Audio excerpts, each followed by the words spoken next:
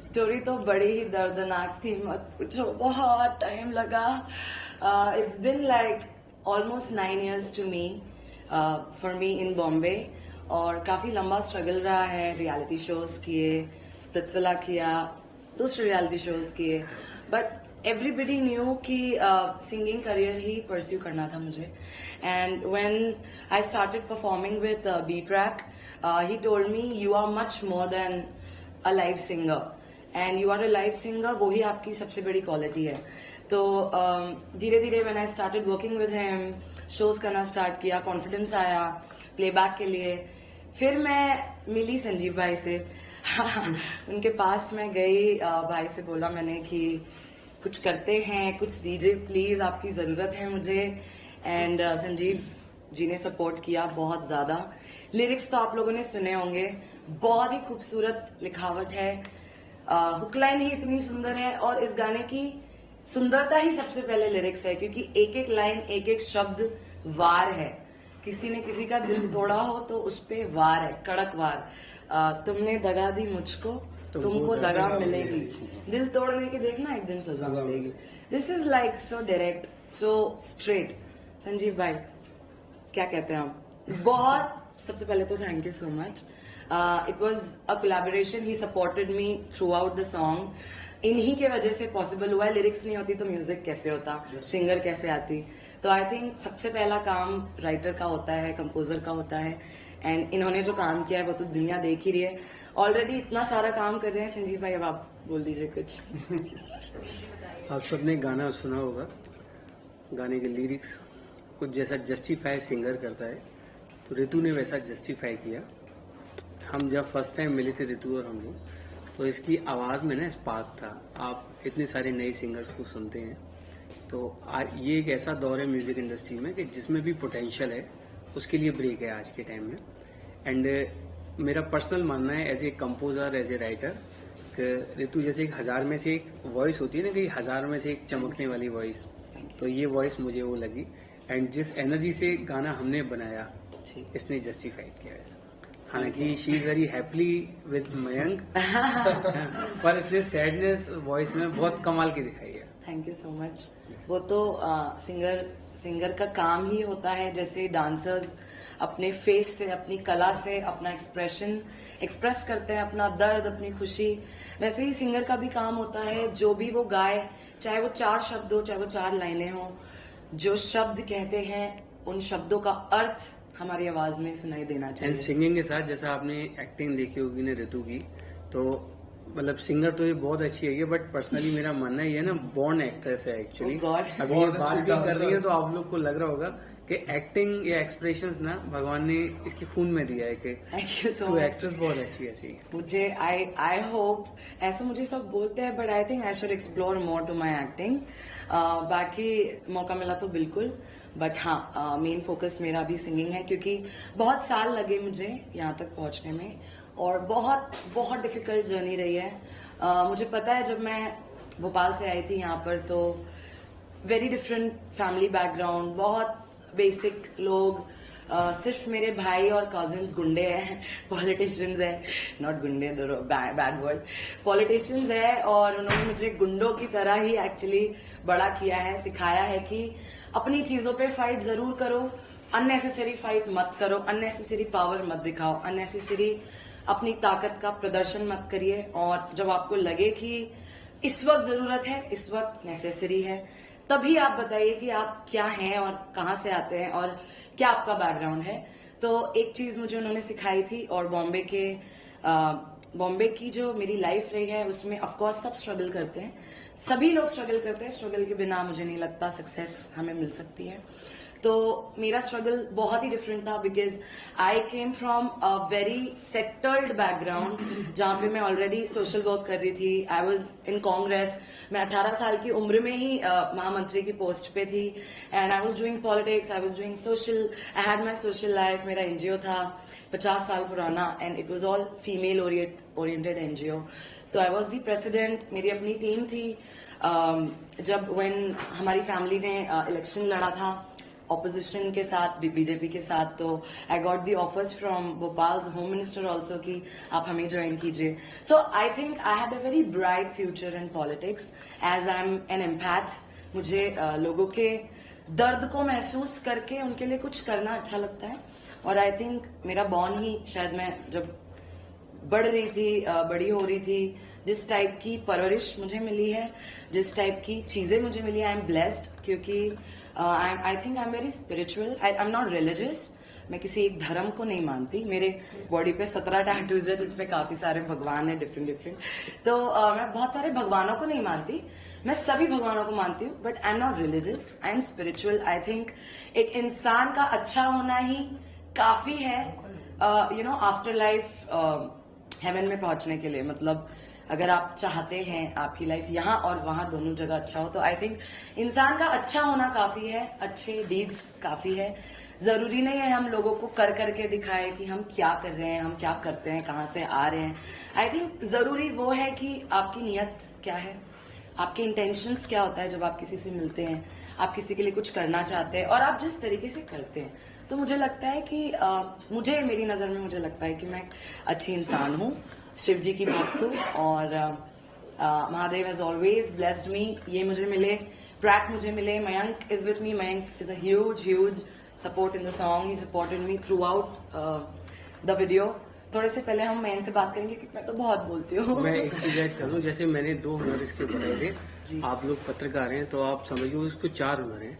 मैं गलती से 2 पहचानने पाया. पॉलिटिशियन भी बहुत अच्छी है एंड इस थोड़े टाइम के बाद में स्पिरिचुअल स्पीच भी बहुत अच्छी थी. बिल्कुल 100%. 100%. थैंक यू भाई. तो 4 हुनर. Thank you. नहीं ऐसे तो बहुत सारे. ऐसे तो पेंटर है, हिडन भी है. कुक हूँ मैं बहुत अच्छी. और आर्ट तो कूट के भरा है क्योंकि वो ब्लड में. मम्मी पापा दोनों ही बहुत सुपर आर्टिस्ट है. रंगोली, कढ़ाई, बुनाई, सिलाई, मतलब एवरीथिंग. आई ऐसे थिंक मत बोल. पत्रकार लोग तो बोले मम्मी पापा अच्छे आर्टिस्ट हैं, सब कहेंगे हाँ आर्टिस्ट दिख गई. So yes, coming on Mayank. Mayank से जानना चाहेंगे उनका पूरा एक्सपीरियंस कैसा रहा. देखिए मेरे लिए ये फर्स्ट टाइम का एक्सपीरियंस था and thanks to the team. दगा की जितनी भी टीम मेंबर्स हैं, चाहे वो बी प्रैक हो, चाहे रितु जी हो, चाहे संजीव सर हो, तो इन लोगों ने मेरे को एक करेज दिया कि तुम कर सकते हो. मैंने कहा बाबा मैं नहीं कर सकता हूँ. इन्होंने कहा तुम कर सकते हो.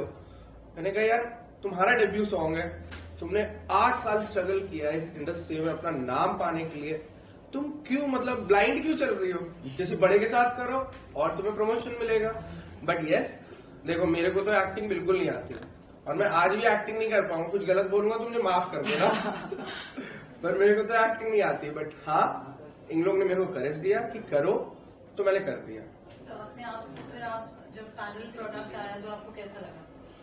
फाइनल प्रोडक्ट मुझे एक्चुअली सबसे बड़ा डर ये लग रहा था कि कहीं मैंने कोई स्टुपिडिटी ना कर दी हो जिससे कि मेरी वजह से इन लोग के करियर पे कोई इम्पैक्ट ना पड़ जाए, क्योंकि आई am not from this field. तो मुझे यही लग रहा था. सबसे ज्यादा डर मुझे रितु के लिए लग रहा था कि क्या यार कि मैंने अपना डेब्यू सॉन्ग किया और इसको रख लिया, इससे मेरा गाना नहीं चल पाया या कुछ भी XYZ. ये प्यार है, इसे प्यार कहते पर हैं. टच वुड रिस्पॉन्स बहुत अच्छा मिला. सबने बहुत अप्रिशिएट किया क्योंकि गाने में इतना दर्द है और साथ में आवाज में इतना दर्द है, तो फिर जब टीम में इतना दर्द है तो गाना तो चलना ही चलना था. 100%. आप लोग भी गाना सुना है आप लोगों ने कि नहीं सुना है. जी बिल्कुल. सुना अभी अब लाइव भी सुनेंगे. जी बिल्कुल. सो गाने की स्टार्टिंग ही ऐसी है. तुझ पे दिल फरेबी का इल्जाम लगा दूं, तुझ पे दिल फरेबी का इल्जाम लगा दूं, दिल चाहता है मैं जहां में आग लगा दूं, दिल चाहता है मैं जहां में आग लगा दूं. तुमने दगा दी मुझको, तुमको दगा मिलेगी, दिल तोड़ने की देखना एक दिन सजा मिलेगी. तुमने दगा दी मुझको, तुमको दगा मिलेगी, दिल तोड़ने की देखना एक दिन सजा मिलेगी. ना ना ना ना ना ना ना ना ना ना ना ना ना ना ना ना ना ना दिन सजा मिलेगी. सो क्या कहूँ मैं दगा के बारे में. बहुत ही अजीब टाइमिंग्स थी मेरी लाइफ में जब मतलब मुझे लगा कि अब this is the right time and you will not believe, बहुत लोग, मतलब जब मैं अपने स्प्लिट्सविला से आई, उसके बाद I started doing lot of shows abroad here, lot of shows, but then एक जो प्रेशर होता है ना, जब हमारे साथ वाले कुछ और कर रहे होते हैं, जैसे मुझसे बहुत सवाल पूछती है मीडिया की, आपके स्प्लिट्सविला सीजन से 2-3 आर्टिस्ट है जो काफी अच्छा काम कर रहे हैं, आप कहाँ गायब हो गए? तो मैंने सबको एक ही जवाब दिया कि बड़ी चीजों में वक्त लगता है, and B Praak and Sanjeev sir के साथ डेब्यू है, I think it's a big thing. अगर मुझे 2-3 साल लगे हैं तो आई एम वेरी हैप्पी, क्योंकि उन 2-3 सालों में मैंने सिंगिंग सीखी, बहुत मेहनत की, खुद पर मेहनत की। I did not look like this when I was in Splitsvilla, I was very raw, कुछ पता नहीं था कैमरे एंगल्स क्या होते हैं, कुछ पता नहीं था मेकअप क्या होता है, आई वाज सो रॉ, क्योंकि मैं तो पॉलिटिक्स फील्ड से आई थी, और वहां पे बहुत सिंपल रहते हैं हम, वहां पे इतना शोशा नहीं होता, मेनली काम हमारा होता है लोगों पे ध्यान देना और समाज के लिए कुछ करना। तो जब मुझे लोगों ने बहुत डिमोटिवेट किया कि अरे तू तो गायब हो जाएगी, मुझे पता है आते हैं लोग, कितना टाइम शोज करोगे तुम गाना नहीं करोगे तो क्या ही शोज मिलेंगे तुमको, तुम्हारे पीछे कोई लेबल नहीं है, तुम्हारे पीछे कोई डैडी नहीं है, you no, and my competitors also they made me feel very bad about few things. Sad हुई हूं मैं लाइफ में अपने ही सीजन के लोगों के बिहेवियर्स की वजह से, बहुत सारी चीजें ऐसी हुई, एमटीवी से कुछ हुआ, एमटीवी के साथ when I was there, then I made a mark, but जब मैं बाहर निकली तो चीजें मेरे साथ बिल्कुल ऑपोजिट हो गई, और लोगों को लगा कि ये क्यों, why she is being so rebel, मतलब वो क्यों इतना रेज में है, क्यों इतना खराब बोल रही है। कुछ लोगों के मैंने नाम लिए थे एमटीवी से जो अब एमटीवी में नहीं है, स्प्लिट्सविला में भी नहीं है, आई होप आप सब जानते होंगे उनको।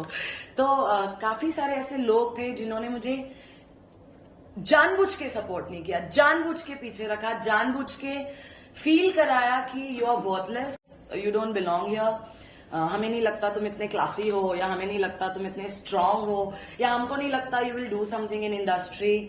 सो I think this song is the answer to all of them. Whenever I told कि मुझे गाना गाना है, तो लोगों ने बाहर से ऐसे दिखाया कि हाँ, या you sing so well, yes yes, all the best, but जब सपोर्ट करने का टाइम आया है, चाहे वो एमटीवी के लोग हो, चाहे वो मेरे अपने शो के लोग हो, चाहे वो मेरे आसपास के लोग हो, आई थिंक मुझे नहीं लगता कि कोई भी खड़ा था। I had been in a very lonely journey, also with friends in personal life. I think मैं लोनर हूँ, और लोनली रहना मुझे अब ठीक लगता है, पहले नहीं समझ आता था, अब मुझे ठीक लगता है, क्योंकि अकॉर्डिंग टू शिव और अकॉर्डिंग टू ध्यान,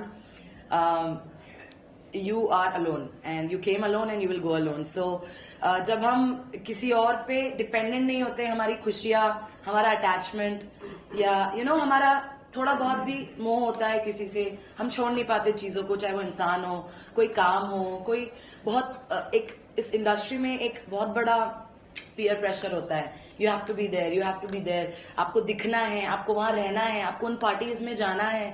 कैसे जाऊं मैं उन पार्टीज में जहां पे मुझे पता है कि जिसकी वो पार्टी है उसने मुझे 1 साल पहले रुलाया था, या 1 साल पहले 4 लोगों के सामने कुछ ऐसा कहा था कि कुछ नहीं होगा इससे, कुछ नहीं होगा, चली जाएगी वापस।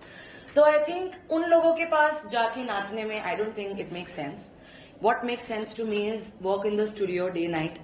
आप स्टूडियो जाइए, आप काम करें, अपने गाने बनाएं, आप कवर्स करें। As a singer I think उसी चीज ने मुझे आगे बढ़ाया। अगर मैं कवर्स नहीं करती, मैं लाइव अपने शोज नहीं करती, तो शायद बी प्रैक को पता ही नहीं चलता कि मेरी जैसी भी एक आवाज है। और जब उन्होंने मुझे सुना तो पहली ही बार में सुनते, आई थिंक उन्होंने मुझे पहली ही बार में शो करने बुलाया था। It was a huge show, around 10,000 public, and it was for me, it was a big experience. And I think born performer हूं मैं, और पब्लिक से मुझे प्यार है, जनता से प्यार है, चाहे वो किसी भी फॉर्म में हो, पॉलिटिक्स हो, सोशल सर्विस हो, आर्ट हो, बीइंग एन आर्टिस्ट हो, बीइंग अ परफॉर्मर हो। आई थिंक मुझे लोगों के बीच में रहना अच्छा लगता है, बट पर्सनल लाइफ में I love to be alone.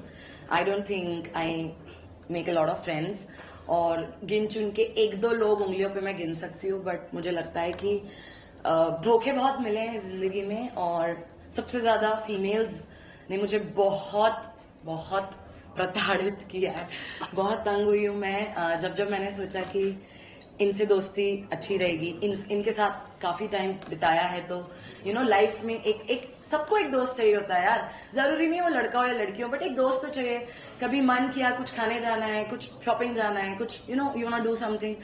I feel unlucky, but then if I think spiritually, I think I am the blessed one. Unlucky इसलिए क्योंकि इस जनरेशन के अकॉर्डिंग आपके पास दोस्त होना, शोशा होना, एक जैसे रोडी स्प्रिट्सविला से जब हम निकलते हैं तो हमारे ग्रुप्स होते हैं जिसमें 8-10 लोग होते हैं, हर जगह साथ जाते हैं, हर जगह they socialise and they show the public that they are best friends. But हमसे पूछिए, हम जानते हैं क्या चलता है आपस में, कितना जहर होता है आपस में एक दूसरे के लिए। तो आई थिंक वो सब करने से बेटर है आप अपनी स्पिरिचुअल लाइफ में आगे बढ़े, अपने करियर के लिए मेहनत करें।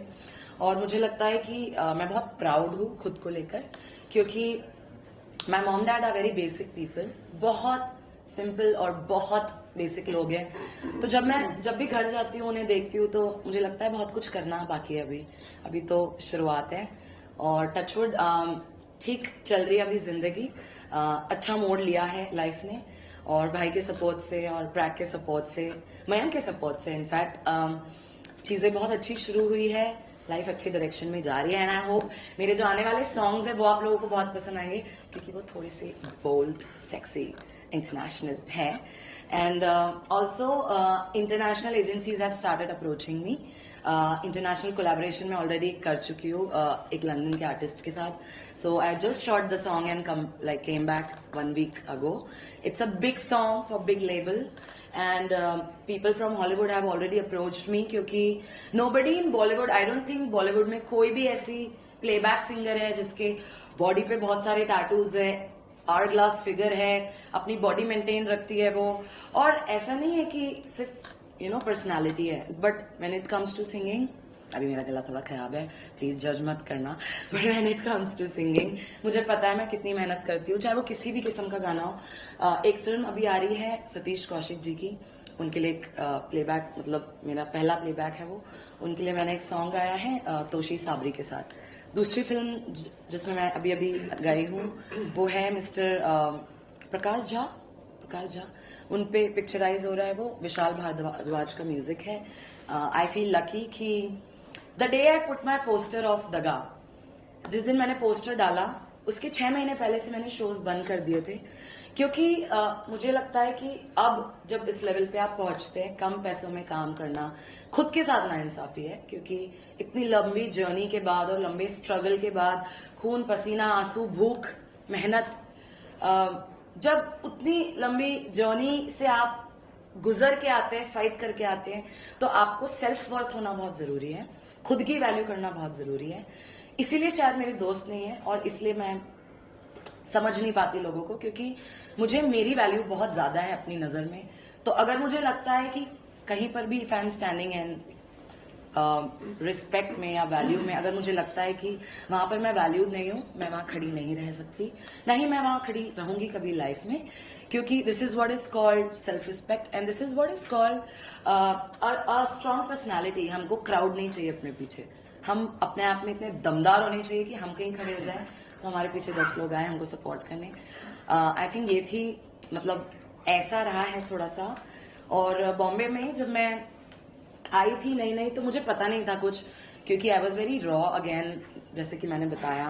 तो मुझे बस ये पता था गूगल करके कि अच्छा महाड़ा में काफी सारे स्टूडियोज है, मिक्का का, हिमेश का, इन्फिनिटी मॉल के सामने मीत ब्रदर्स का स्टूडियो है। तो एक अकेली लड़की, उसके पास 2,500 रुपए है जेब में, और पता ही नहीं है अब कि पैसे कहाँ खर्च करने, ऑटो से जाऊँ, बस से जाऊँ, खाना क्या है। मुझे याद है एक हफ्ता आई think I was on banana diet. I used to eat banana in the morning and I used to eat banana in the evening. उसके बाद जब छोटा सा जॉब किया 5,000 रुपए का, फिर वड़ा पाव पे आई, फिर मैंने सुबह वड़ा पाव खाया, शाम को वड़ा पाव खाया, वो भी एक हफ्ता चला, फिर मैं खिचड़ी पे आई। तो ऐसे वो जो एक जर्नी थी, अभी मुझे, मतलब जब मैं सोचती हूँ अकेले बैठ के तो I cry, but today I am in front of you, this is my achievement. तो मुझे आज खुशी हो रही है, और सारा दुख थोड़ा सा ओवरवेलमिंग है मेरे लिए, बट वो भूल के इस वक्त मैं बहुत खुश हूँ। तो मुझे लगता है कि इस गाने के बाद भी जो अब मेरी लाइफ शुरू हो रही है, जो करियर मैंने चूज किया है, I think I am standing on it and I think I will do much much much better in my life. और बॉलीवुड में एक अनोखी किस्म की शकीरा आने वाली है, तो उसके लिए आप लोग वेट कीजिए, क्योंकि नेक्स्ट गाने जो मेरे हैं, it's gonna be boom, it's gonna be hot, it's gonna be bikinis, it's gonna be the body which I don't think हमारे इंडिया में और बॉलीवुड में प्लेबैक सिंगर के पास वो persona होगा, not with the body also but with the singing, so yes I am proud। अभी आप लोगों को कुछ पूछना पूछ सकते हैं। अब हमें मौका दीजिए पूछने का। आपसे ये जानना चाहेंगे कि आपका जो ये गाने को लेकर जो जिसके लिए हम आज यहाँ आए हैं, जो पूरा आपका एक्सपीरियंस रहा वो कैसा रहा? What was that one particular spot, you know, you were shooting now with after so many trials and tribulations that you've gone through. Yeah. So इस particular गाने को लेके क्या रहा? दगा जब हम लिरिक्स ढूंढ रहे थे तो I think I met 2-3 good lyricists and but जैसे ही इन्होंने, मैं इनके पास गई और मैंने इनको बताया कि I need help, you know, इन्होंने मुझे कुछ ऐसा दे दिया कि जैसे ही मैंने वो बी प्रैक को सुनाया सारे लिरिक्स फेल हो गए और उन्होंने कहा कि यही है बस, this will be your debut. तो भाई के लिरिक्स वर्क किए हमारे लिए, प्रैक को लिरिक्स बहुत पसंद आए, उसके बाद म्यूजिक मैजिकल बना है। जब दगा हम शूट कर रहे थे तो कुछ नेगेटिव कमेंट्स मैंने अभी पढ़े कुछ दिनों में कि डायरेक्टर को पता नहीं है, ये है वो है, ब्ला ब्ला ब्ला। तो आई थिंक सक्सेस के पीछे क्रिटिसिज्म बहुत ज्यादा जरूरी होता है। और दगा के साथ जो मेरी स्टोरी है वो 2.5 साल, मतलब एक गाना आने में मुझे पर्सनली, मेरा डेब्यू आने में 2.5 साल लगे, 2.5 साल for one song. I think it's big patience I have kept. बहुत रोई हूं मैं, बहुत रोई हूं, बहुत आंसू बहा है, बहुत मेहनत लगी है। तो उतने बड़े स्ट्रगल के बाद 2.5 साल बाद जब वो गाना बन के रेडी होके आज सामने आए हैं तो I feel very happy and I feel overwhelmed also, क्योंकि दगा ने कुछ मैजिक ही कर दिया। जब दगा रिलीज हुआ तो आई रिमेम्बर प्रैक का एक गाना मेरे गाने के एक दिन पहले रिलीज था। तो for me as a newcomer, you know, without any push, without so much of drama and not lot of push to the song also, I think organically दगा फर्स्ट डे पे 2 million 20 lakh लोग कम नहीं होते यार। पहले दिन first day 2 million views and then it started trending on YouTube. I think that was a huge success for the song, for me, for him, for all of us. जैसे जब गाना रिलीज हुआ तो मैं हर आधे घंटे में देख रही थी क्या हो रहा है, बहुत एक्साइटेड थी कि अच्छा इतने मिलियन हो गए, अच्छा इतना हो गया, अच्छा ये हो गया। सो आई थिंक वो जो इतने साल का पेशेंस था और वो जो 2 साल की मेहनत थी, लिरिक्स ढूंढने में ही मुझे 1 साल लग गए टू बी ऑनेस्ट। जब मुझे लिरिक्स मिले, लिरिक्स के बाद वो म्यूजिक बनाने में 1 साल लगे, क्योंकि B Praak right now is not he is very busy, और उनसे एक चीज निकालना, it took me long, it took me really long. तो इस गाने को यहां पर लाने के लिए आप लोगों के सामने, I think it took me 2.5 years, और उन 2.5 years में चीजें बदली, लाइफ बदली। तो I think the credit goes to the team and सबसे पहले संजीव भाई, क्योंकि उन्होंने मुझे ये लिरिक्स दिए। मतलब कितनी खूबसूरती से लड़की कह रही है कि दिल तोड़ के मेरा तू दिल लगाने चला है, मैं भी तो देखूं किसका घर बसाने चला है, तेरी बेवफाई का मैं चर्चा आम करूंगी, मैं दिल जली हूं अब तुझे बदनाम करूंगी। मतलब दिस इज सो स्ट्रेट। और आज के टाइम पे तो दिल टूटे आशिक दुनिया में हर जगह है भाई, इंडिया में नहीं, इंडिया के बाहर जिसको देखो डिप्रेशन, बॉयफ्रेंड, गर्लफ्रेंड, बस यही चलता रहता है। तो आई थिंक ये गाना सुन के लोगों की हार्ट बीट्स थोड़ी बड़ी होगी, ब्लड प्रेशर बढ़ा होगा, और जो लास्ट अंतरा है वो सबसे ब्यूटीफुल है। देखोगे जब भी आए ना नजरें चुराओगे, देखोगे जब भी आए ना नजरें चुराओगे, मेरे दिल की बद्दुआ न कभी चैन पाओगे, मेरे दिल की बद्दुआ ना कभी प्यार पाओगे, ना कभी प्यार पाओगे, तन्हा मैं जी रही हूँ, तुम भी तन्हा मरोगे, तुम जैसा कर रहे हो तुम वैसा ही मरोगे। जो आपके साथ धोखे हुए हैं बहुत सारे, जी क्या टाइटल दगा इसलिए रखा है निकाल दिया। लड़कियों ने धोखा, लड़के तो अक्सर देते हैं लड़कियों को, पहली बार ऐसे देखा लड़की को धोखा। आपने बड़ा सही क्वेश्चन किया है कि मैं जब अभी तक बॉलीवुड में जितने भी सैड सॉन्ग सक्सेसफुल रहे हैं, मेरे 80% सॉन्ग्स जिसमें स्टेबिन, साज भट्ट, तो हम लोग मेल सॉन्ग से ज्यादातर सैड बना रहे। लोग बोलते थे कि फीमेल सैड सॉन्ग चलेगा नहीं, and when she came to me and हमने ये गाना शेयर किया तो लोग बोलते थे फीमेल से सैड चलेगा नहीं। और जब पहले दिन रेस्पॉन्स अच्छा आया तो ये प्रूव हुआ कि भाई फीमेल्स के भी दिल टूटते हैं। लेवल्स कुछ लोग बोलते थे सिर्फ मेल के दिल टूटते, फीमेल्स के टूटते नहीं, ये तोड़ती हैं।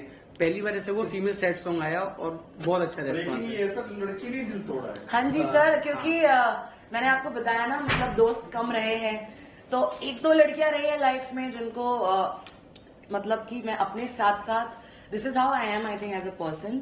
जब मैं ग्रो करती हूँ लाइफ में, चाहे वो 1 स्टेप लूँ 10 स्टेप लूँ, तो मेरे साथ वाले जो होते हैं मैं उनको भी हाथ पकड़ के अपने साथ आगे बढ़ाती हूँ। क्योंकि I think this is what B Praak has taught me. उन्होंने मुझे एक चीज हमेशा सिखाई कि जैसे उन्होंने मुझे एक प्लेटफॉर्म दिया, इन्होंने मुझे एक प्लेटफॉर्म दिया, मेरे बाद जो आर्टिस्ट आ रहे हैं और जो डिजर्व करते हैं, आई थिंक उनको हम अगर प्लेटफॉर्म दे तो इससे बेटर बात नहीं होगी। कुछ लड़कियां हैं जिनको मैंने स्प्लिट्सविला में भेजा, रोडीज में नाम नहीं लेना चाहूंगी, everybody is doing great in the life. I hope शुरू हो रहा है नया सीरीज स्टार्ट हो रहा है। जी, वहां पे भी भेजे हमने कुछ लोग। सो ये तो खैर as a person I am like this.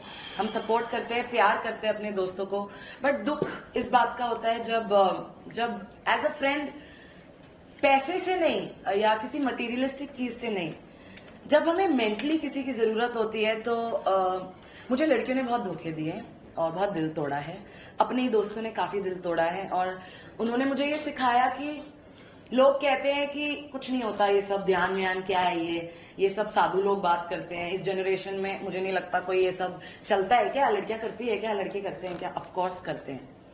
जो जागरूक है, जो सेल्फ अवेयरनेस अपने खुद के लिए रखते हैं, अपनी लाइफ के लिए रखते हैं, मुझे लगता है उनको समझ में आता है ध्यान क्या है, उनको समझ में आता है भगवान क्या है, उनको समझ में आता है धर्म क्या है, उनको समझ में आता है मेहनत क्या है, उनको समझ में आता है आंसू क्या है। और उसके बाद जब हम वो अचीव करते हैं तो समझ में आता है उस इतने बड़े हासिल और स्ट्रगल के बाद वो जो खुशी मिलती है ना मेहनत के बाद, तो वो खुशी आसमान वाली होती है। मतलब ऐसा लगता है कि बहुत कुछ पा लिया हमने। सर, इसकी सक्सेस के पीछे क्या कहना चाहेंगे आप? इसका पूरा हाथ, इसकी सक्सेस के पीछे सबसे बड़ा हाथ तो खुद ऋतु का ही है, थैंक यू। जिन्हें हमेशा रात दिन एक करके गाने ढूंढना, उसको सेलेक्ट करना, बहुत लफड़ा है यार, तो बहुत लंबा प्रोसेस है भाई गॉड। स्टार्ट करना, सेलेक्ट करना, म्यूजिक कंपोज करना, लोकेशन चूज करना, डायरेक्टर रखना, को एक्टर रखना, क्रू मैनेज करना, मीडिया मैनेज करना। टाइटल कैसे मैनेज आया आपको कि दगा? ये भी बहुत दगा देते हैं यार, बड़ी बार ये भी बहुत। सर देखो, आपने ब्रेकअप हुआ होगा और ऐसे बी प्रैक के और बी प्रैक के जोनर किए हैं ये लोग, तो बी प्रैक चलते किसमें, जिसमें दिल टूटे होते हैं, रोने पिटने वाले गाने हैं। अभी आप मानोगे नहीं, रिसेंट में जब ये सॉन्ग लॉन्च हुआ तो मैं बैठा हुआ था अपने एक फ्रेंड के साथ, उसकी अभी भी रिसेंट में लव मैरिज हुई है। मैंने कहा यार कैसा लगा गाना, तो यार बहुत अच्छा है। मैंने कहा गाना तो दगा है, तेरे को क्यों अच्छा लगा? क्या लगा यार, फील हो रहा था अंदर से। वो अपने जोनर पहुंच गया अपने पहले ब्रेकअप पे। यही अचीवमेंट है गाने की। मीडिया, मैं जरा निकलूंगा, मेरी एक डबिंग है करके carry on. Thank you to everybody, thank you sir, thank you.